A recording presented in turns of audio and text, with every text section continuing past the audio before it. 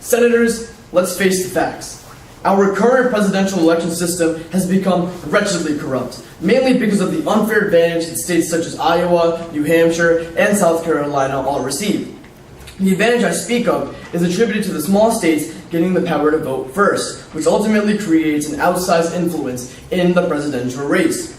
We must affirm this legislation for two reasons, I'd like to expand on the first senator's points. For one, the impact of an early voter far outweighs the decision of a later one. Secondly, small states do not reflect nor represent the diversity of the country. To address my first point, a citizen in a state that votes first will have more influence on the presidential race than someone who resides in a larger state that votes later.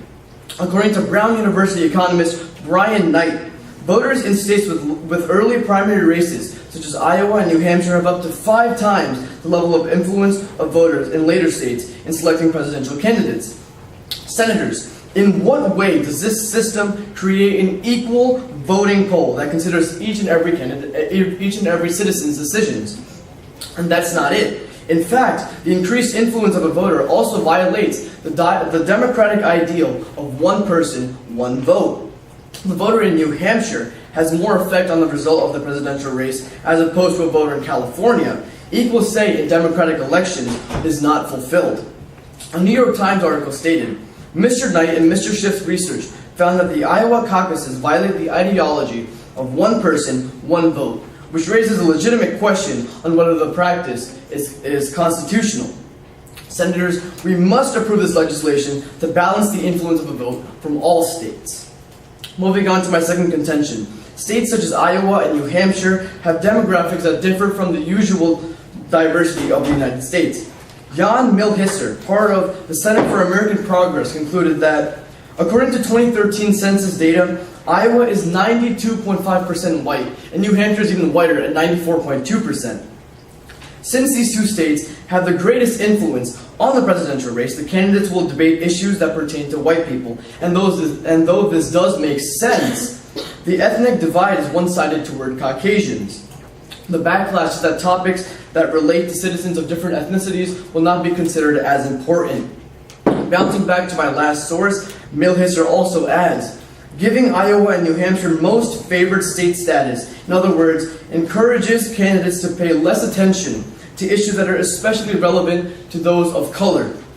Senators, we must affirm this bill to give people of all races the opportunity to hear issues that pertain to them. All in all, we must approve of this bill to restore the process of our presidential race into a fair, just election that is determined by all people. Thank you. Are there any questions? Thank you, Senator, for that speech of 3 minutes and 3 seconds. All questioners, please rise. Senator? Isn't forcing all states to have a primary on the same day also unconstitutional? Why would that be unconstitutional? What the plan is, what we want to do is make sure that every person in every state has an equal vote in this presidential election. And so that would actually be constitutional as opposed to unconstitutional.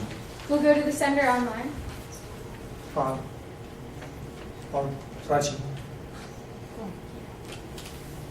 Senator, you mentioned that the smaller states have an unfair advantage and your solution is to have one national primary. How will this one national primary give fairness to the smaller states?